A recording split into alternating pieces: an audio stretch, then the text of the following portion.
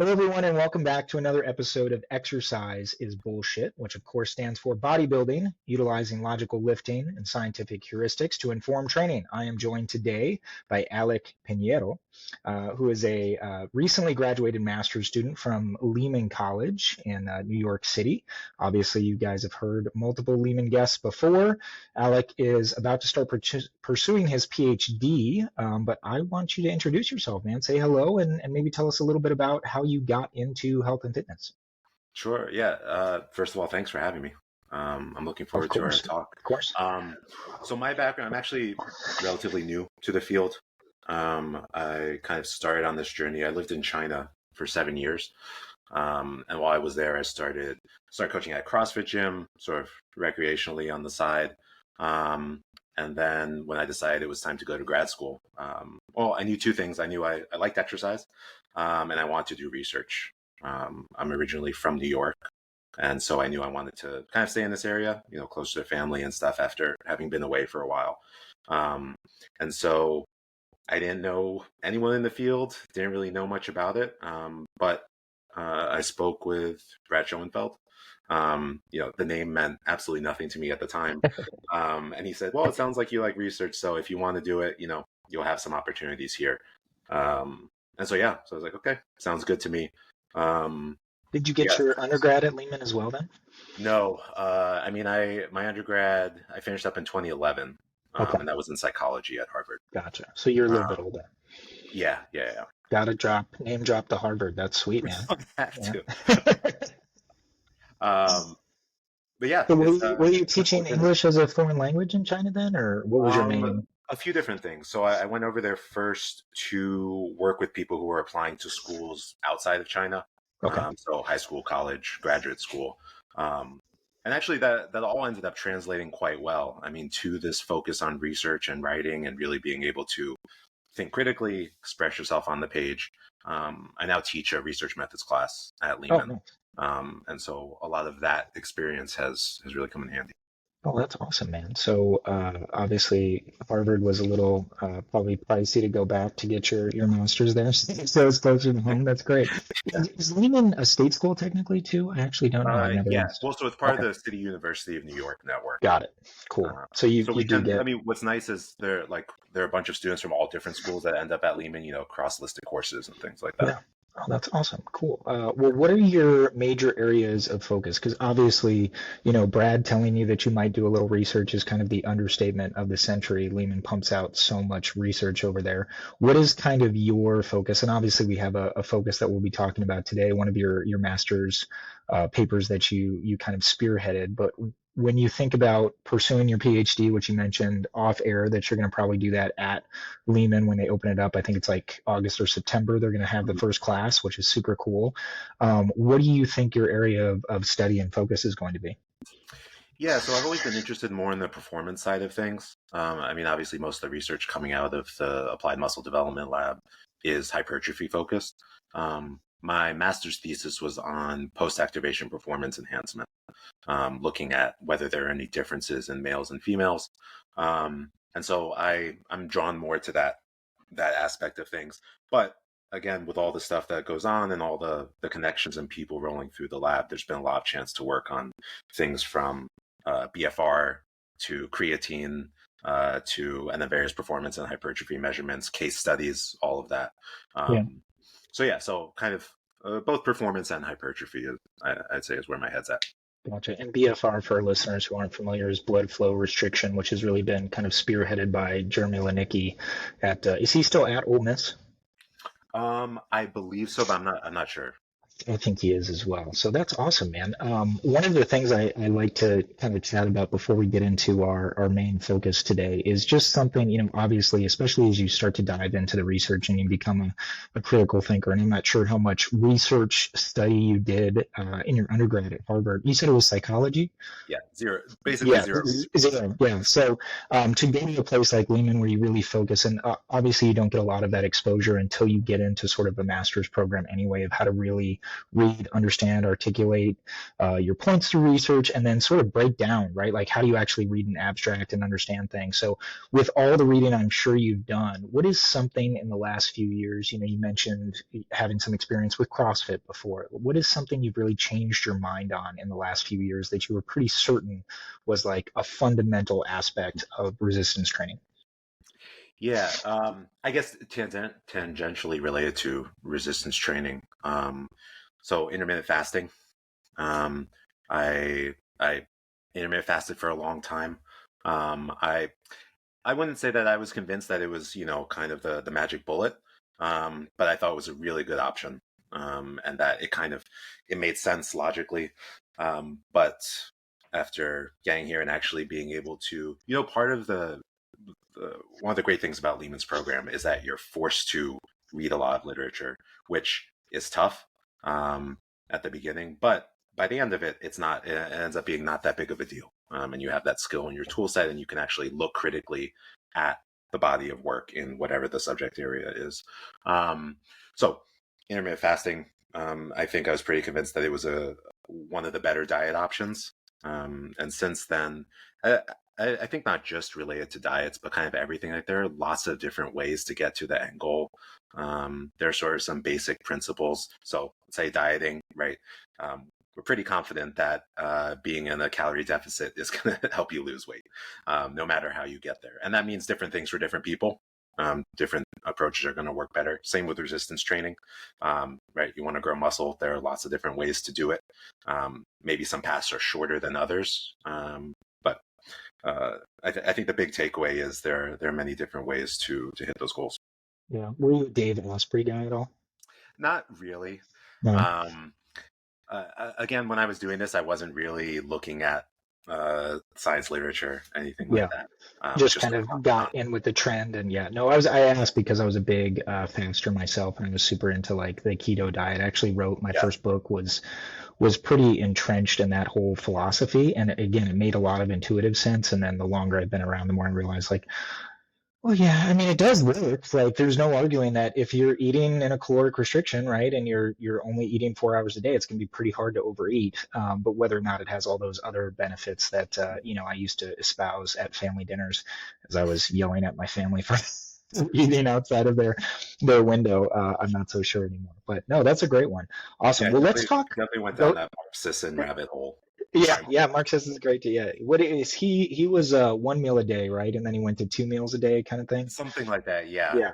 it was like Yeah. No, Mark. I only need to eat one meal, and then I can play ultimate frisbee for 6 hours. Yeah, yeah. And again, I mean, I think if that like the nice thing I will say this about fasting because I've gotten pretty away from any sort of dogma as far as diet goes, and that's something that's been a big transition for me as well. Is really it doesn't matter if it's the best, most well constructed diet on the planet. If you're not going to do it, it doesn't really matter. So, the barrier to entry for something like intermittent fasting or keto or carnivore or even like veganism, whatever it is, if it's something that you think is sustainable and will get you to the end goal. Now obviously you can shift once you reach those different weight goals that you've achieved, but I think just telling people like eat a well, like as much as I know, and that that's like the best advice to give, just eat a well balanced diet, eat some fruits Yeah, and vegetables, and make sure you're eating, a decent amount of protein and fiber. It's like, yeah, but it's got to be more complicated than that. Like everybody, it's so hard for people to just process like, oh, just eat things in moderation and eat a variety of different foods. So they need that kind of silver bullet. And if that's fasting for them, if that's keto, I think that's a great way for people to kind of dip their toe into the diet ring, and then hopefully they keep their mind open and don't become completely dogmatic and yeah. and never eat another vegetable the rest of their life. But yeah, let's look at this paper we wanted to talk about today. First, kind of tell me, this is the cold water immersion paper, which for some of our listeners might know, this was circulating quite a bit when it came out. I think it was like February of 2024, and it was all over Instagram. People were talking about, the benefits of cold water immersion, so ice baths, things like that. And then there was a bunch of bros that were like, see, all that stuff is bullshit. It's going to kill your gains. So kind of tell us a little bit of the background of the impetus for this paper, which you led, which was, again, released in February 2024, and kind of why it had the fitness world buzzing quite a bit. Yeah, sure. I mean, you kind of spoiled the ending there. It'll kill your gains, but I'm sure we'll get to that. Um, yeah, so Allegedly. allegedly. Allegedly. Um, yeah, I mean, I think everyone's kind of heard of or seen cold water immersion in some way, shape, or form. Whether it's Wim Hof, back in the teens, um, or seen people on Instagram with ice baths and stuff like that. Um, it was just sort of a Grind topic. mindset. Got to get up, grind, get in the Got to ice grind. bath. It has to hurt, otherwise it's completely worthless. Um, but I mean, I think it was something that was circulating a lot. A lot of people were talking about. There was some research on it, but this was an opportunity. It's part of a class that runs once a year, and so every year the program will put out a meta-analysis as a group. The year before that, I think, was drop sets, um, led by Max Coleman. And then we had this cold water immersion. Last year's was led by Alex Singer, looking at rest intervals. Um, so this was a topic that was chosen. We wanted to look at hypertrophy specifically.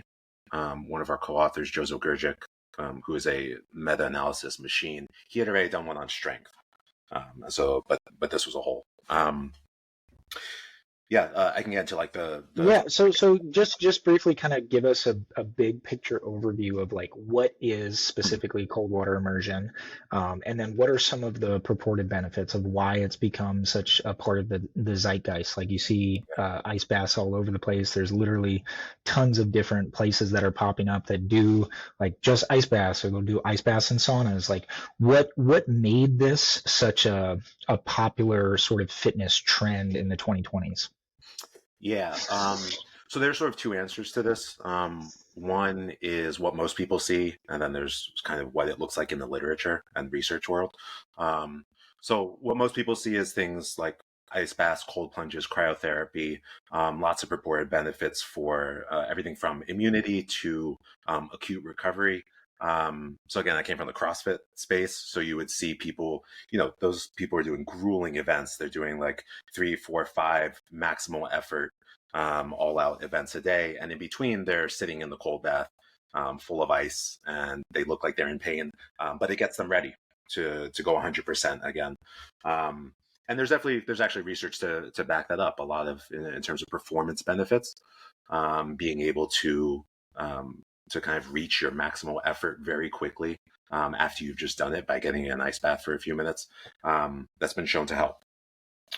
There's also been, immunity boosting benefits. You'll see people, especially in Scandinavian countries, going between saunas and ice baths, running onto the snow and jumping in it. And they've been doing that for generations, and it sounds great.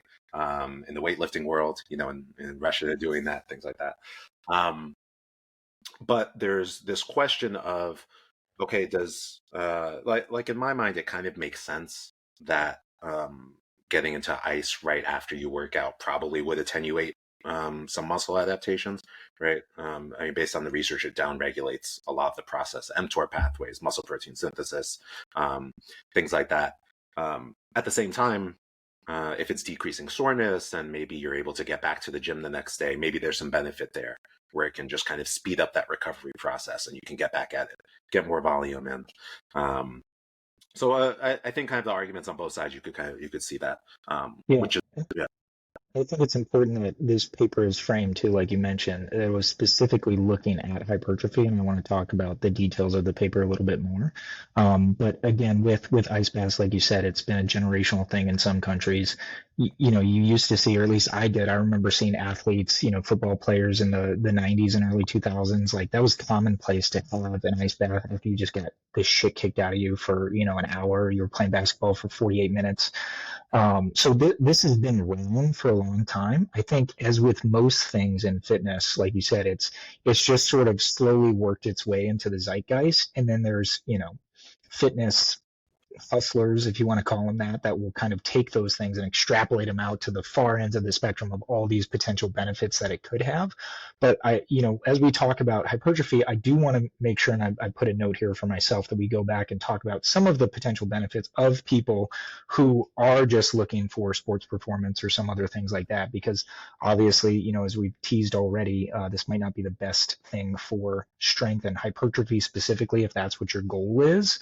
But let's talk a little bit bit about what did you guys actually investigate? How many papers did you look at in this meta-analysis? And then for our listeners who aren't aware, a meta-analysis is basically a conglomeration of different papers, right? So you put in your research criteria, you want to see something about cold water immersion, and you want to see how it affects hypertrophy, and you get 20,000 results, and then you got to filter those down based on certain research criteria. So kind of talk to me about that process and how are you filtering those papers out and what specifically were you looking for? Yeah, so there are a couple different ways we could have gone about this, and kind of those are decisions that you have to make, whether it's an original research study or something like a meta-analysis. For a meta-analysis, you need all the studies need to have some things in common, right? So in our case, we were looking at randomized control trials in humans. We wanted to see we wanted to make sure that the authors were comparing resistance training with cold water immersion versus resistance training without, whether that was some kind of sham intervention, people just sitting in a pool, or active recovery, something like that, and then measures of lean mass or muscle mass change. Um, and so what we ended up with 8 studies, and it ended up being a nice even split of 4 on untrained subjects, 4 on trained subjects, which is, that's a topic of contention kind of anytime a study comes out. Oh, but that was untrained lifters, so it doesn't apply to other humans. But this was a nice split down the middle. Um, we had, so cold water immersion was done basically immediately after the workouts, between 3 and 15 minutes. Following the end of the workout, either partial limb submersion, full body submersion. We were okay with all of that. And then the water was cold, between like 10 and 15 degrees Celsius, which is about 50 to 60 degrees Fahrenheit. Not freezing cold. It's not an ice bath, but it's not exactly a nice leisurely swim either. So yeah, after we got those 8 papers, we went through, extracted the data, and then the statistician, Paul Swinton, he analyzed it to see what the results were. So with that, why don't you talk to me a little bit about the actual findings? Like, what did you've kind of teased at what you expected to maybe find based on just your understanding of, how the body works and the releases of different chemicals that follow post-exercise. But what did you guys actually find in analyzing these 8 different studies? Yeah, so we ended up finding that there are actually two levels to the analysis. One, we wanted to make sure that the interventions, if we were going to draw some conclusion about cold water immersion having an effect on hypertrophy, we want to make sure that the resistance training would actually generate this effect, right? So is it not there because this was just ineffective protocols? So the first level of analysis was, is this resistance training intervention likely to be effective? So we found that yes, it was likely to be effective. Secondly, okay, comparing those trials with cold water immersion versus not, what did we find there? And we found that cold water immersion, again, with the caveats, applied immediately after training for 10 to 20 minutes in cold water, that those attenuated hypertrophy. So essentially, it was likely that by immersing either the limb itself or full body in cold water after working out, that you're going to prevent your gains from being maximized, muscle growth And, from being maximized. and can you explain in a little more detail why that might be the case? And again, obviously, you guys weren't doing muscle biopsies and things like that, but you teased a little bit earlier some of the reasons for the attenuation. Do you have any hypotheses of why this might be the case, or that you actually put together through the paper? Yeah. So some of the acute responses that we can look at, sort of in that basic research has found. So the cold can downregulate muscle protein synthesis. Um, the It can downregulate satellite cell activity, right? That turn into that can influence muscle growth. What else? It could downregulate hormones like testosterone circulating. Of course, there is a caveat there where with something like the hormone hypothesis, where people are trying to maximize, the testosterone spike during the workout and right after the workout, thinking that would lead to long-term growth. It doesn't seem to pan out in long-term studies. So, there may be something there may be something not in terms of the acute responses. But I mean, in general, like if you think about after a workout, your body sends a lot of blood to the muscles, right? And so removing waste, bringing in nutrients, kind of jump starting that recovery process that will ideally compensate and help get you stronger, build more muscle. Um, and if you're freezing that or cooling it down, you're slowing down these biological processes, it's less likely to happen. Um, yeah, And it makes sense too, and I think people can intuitively kind of understand that too whenever they've sprained an ankle or done something else. It's like, what is the first thing you typically do, right? You put some ice on it to decrease the swelling. yeah, And in this case, inflammation and swelling post-exercise is actually what we're going for, right? So, after you do a hard bout of resistance training, like you said, you're getting rid of some of the waste products in there. You're going to see some acute swelling, which some of us like to pump, right? But all those things together are part of that recovery process and the supercompensation process to make your muscles larger. So mhm, why don't we talk about what could be a reason as we kind of transition into some hypotheticals here with sports performance, and specifically you talked about CrossFit earlier. Who are some people that might want that, right? From a recovery standpoint, as far as like you don't want to get bigger or you need to decrease your amount of swelling and soreness because you've got another event. What are some populations that might actually want to use this, even though those of us that are trying to get as big as possible might think this is a bad thing, right? Maybe your goal isn't to get as big as possible. What are some of those populations and situations you think? yeah.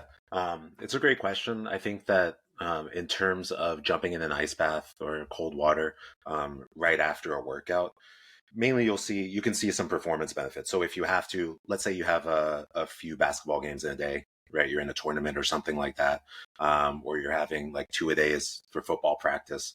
Um, yeah, I think that you can have that cold water immersion and benefit from that.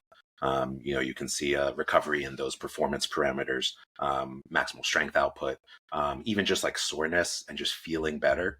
Um, People report that there have been a few other studies that have come out since we did this meta-analysis on performance and health markers and sleep and things like that. Um, and so I think if that's what your goal is to feel better, to maybe perform in the short term, just like you would want to like repeat that performance, I think it could be a great option. There's also this. We have to remember it's not an either or, right? So whenever a study like this comes out, in general, you'll see responses, especially in the comments of people saying, "But that's not how I use it." You should wait 4 hours, or you should do it in the morning, or I only do it a few times a week. For sure, like um, there may be a middle ground there where you wait a little bit, or you do it again before the workout or something like that, and you might not influence that hypertrophy or strength gains and adaptations there. Yeah. And were there decreases in strength outcomes as well in this study? So not in so in the meta-analysis that looked at strength, yes, Yep. it Okay. also was found to attenuate strength gains. So Gotcha. Because basically, one of the go ahead. Go well, ahead. I was just gonna say, like, essentially, if you're looking for muscular adaptations, so whether that's muscle growth or muscular strength, it's probably best to not uh, have cold immersion right after you work out. Gotcha. Because one of the hypotheticals I was thinking about is, obviously the people, and I'm sure you've met them, that are worried about getting too big, right? And we all know that's for most people that's not really a realistic scenario. But say hypothetically you are a power lifter or something, and your sport depends on you being a certain weight class for a certain division, and you do have a propensity to build muscle more than somebody else. I was thinking maybe hypothetically like this could be potentially an option to attenuate some of the hypertrophy, but it sounds like if you're also going to attenuate some of the strength gains, it might not be the best option either. I mean, But you for might sure, there. Go ahead. potentially like maybe an endurance athlete or something like that Yep. who is really not trying to put on muscle mass, but they, Yeah. um, uh, I'm not sure. Um, uh, I don't believe it has too much of an impact on aerobic adaptations. Okay. So potentially an endurance athlete who wants to get some of the benefits. Again, it's not going to, most likely, it's not going to cause you to lose muscle mass or Yeah. to lose strength. So if you want to make sure you're ready to go again for another 4 hour run, Yeah. and you don't want to be carrying around more mass than you need, yeah, that might be a good Yeah. option. And I actually, they're so few and far between, so I hate to even bring up the anecdotes. I have met somebody who was a high level, distance runner that was quite muscular. She was female, but 99.999% of the other examples I have of, high level runners that I've worked with in the past do not even have the genetic propensity because they wouldn't be world class runners if they had the propensity to build huge muscles. So it's kind of a double negative there, but it's always something that comes up. So it could be something Yeah. for coaches to have in your tool belt if you do have somebody that you're maybe working with that's running but's not strength training on a regular basis. Like, hey, let's do this, and then here's maybe a way to mitigate some of that size that you're worried about is all of a sudden gonna, those extra 20 pounds in your biceps that are gonna pop out of nowhere. No, that's great. So my other big question before we kind of wrap this up and go over some of the other maybe recommendations, and you've already teased at some of them, is what would your thoughts be? Because again, when we think of about social media and the people who are actually promoting this stuff on a regular basis and hustle grind mindset and all that stuff, I don't see a lot of those people doing 60-degree ice baths, right? It's a lot of like, there's ice in there, or it's one of those ones where the water's circulating and it's 34 degrees. Do you think that those outcomes could be potentially worse with the colder water? Since this was obviously not, you're probably not going to get a lot of participants that want to participate in your study if you're throwing them in 34 degree circulating water. But do you think that extra 10, 15, 20 degrees of difference would make a big difference in the outcomes as well?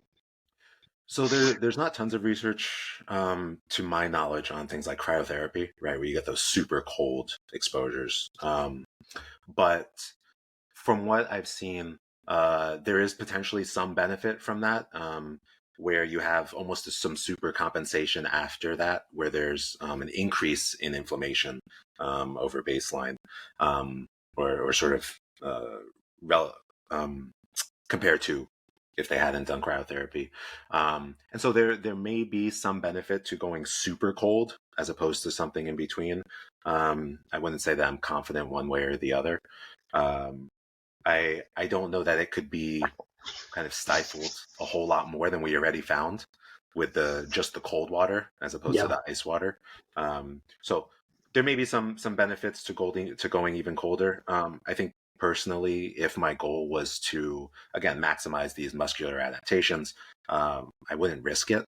If I was if I wanted to get all of the other benefits, let's say spike in anti-inflammatories or things like that, I'd probably just do it. I'd wait a few hours or do it the next day or do it in the morning. There's Yeah. no real reason in my mind to put it right after the workout. Yeah, and I think for somebody who's looking to maximize hypertrophy or is maybe a bodybuilder or wanting to become a competitive bodybuilder, obviously doing something like this right after that's going to potentially minimize or attenuate your hypertrophy differences is probably not ideal. But I do know quite a few people that do this and do swear by it and say that it helps with their cognition and Mhm. just overall like gives them a charge for the day kind of thing. So from a specific recommendation standpoint, and I know you're not an expert in this area, so don't feel like you're locked in on this, but with the spacing, what would maybe be a good protocol if somebody wanted to do this but is also training? Do you think it's 4 hours after? Do you think it's 4 hours before? Is it days that you're not training? What would you think would be a good place to start? And obviously,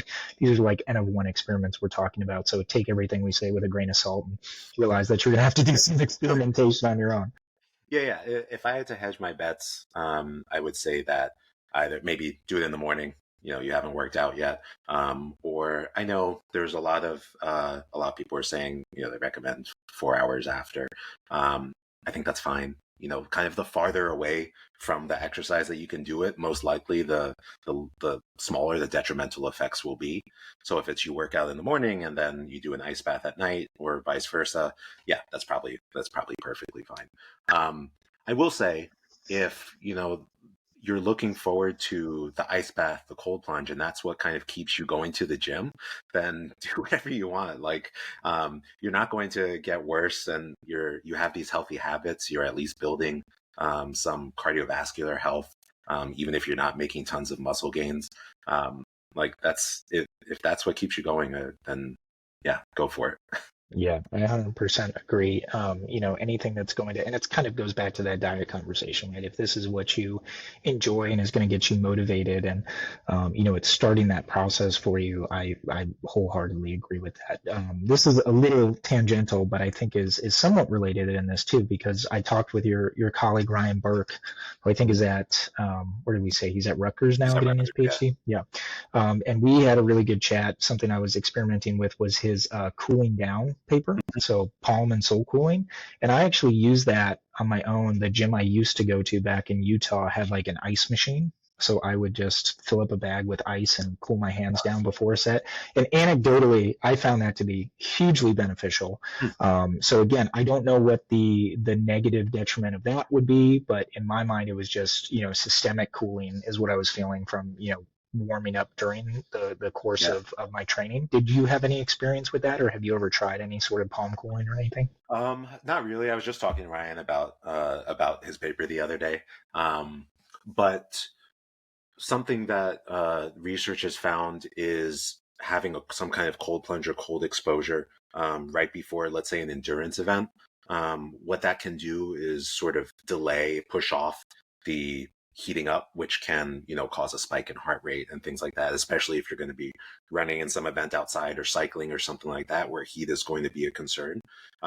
This can help push off that being a limiting factor.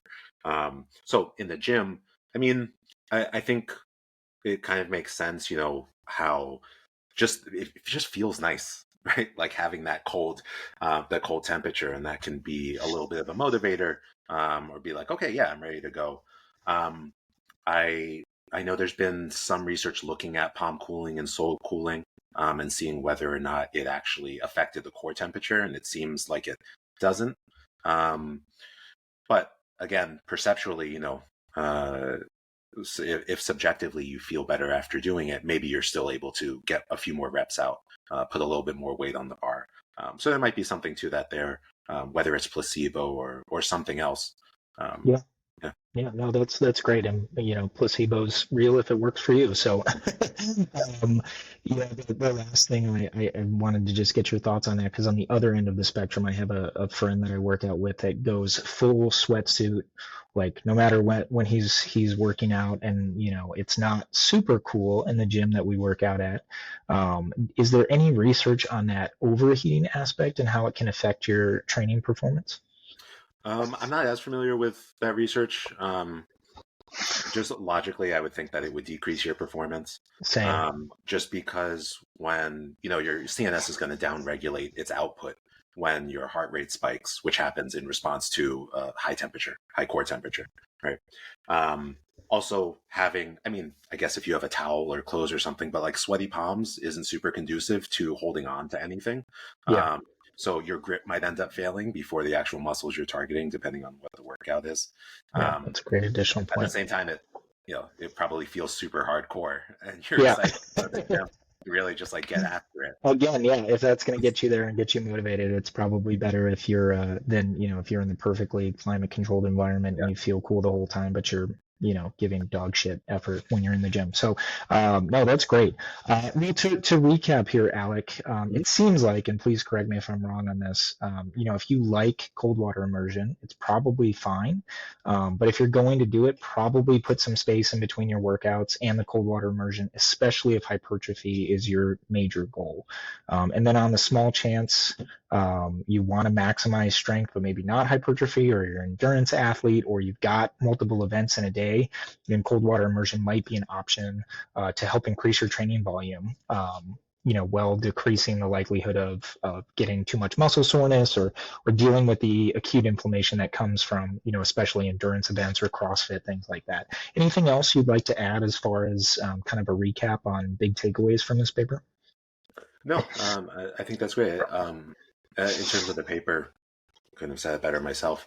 And in terms of sort of uh, big picture, just like any research topic, we need more research on the subject. But I think it's always helpful to keep in mind that just because one intervention, one, let's say, tool or item is helpful in one situation doesn't mean it can necessarily be applied to every circumstance, every context. So just for people to keep that in mind. There's no silver bullet, unfortunately, or at least not yet. I Well, know.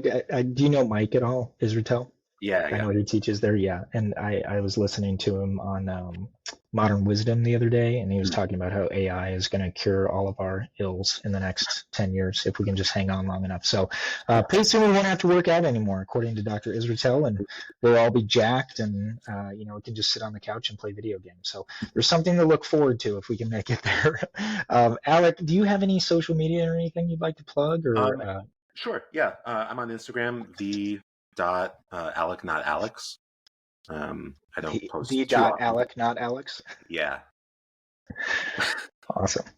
Cool. Well, thank you so much for taking the time today, man. I really appreciate your insight, and I'm excited to see what you continue to achieve at Lehman. Do you have any ideas for your PhD at all yet, or are you still kind of working through that? Probably still going to focus on performance. Okay, Maybe continue looking into post activation performance enhancement, nice. as well as I think something else that's super important is addressing the lack of female participants or research on females in exercise Yeah, science.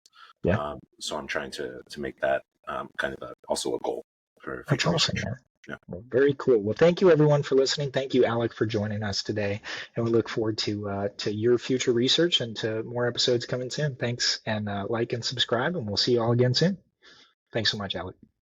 Thanks.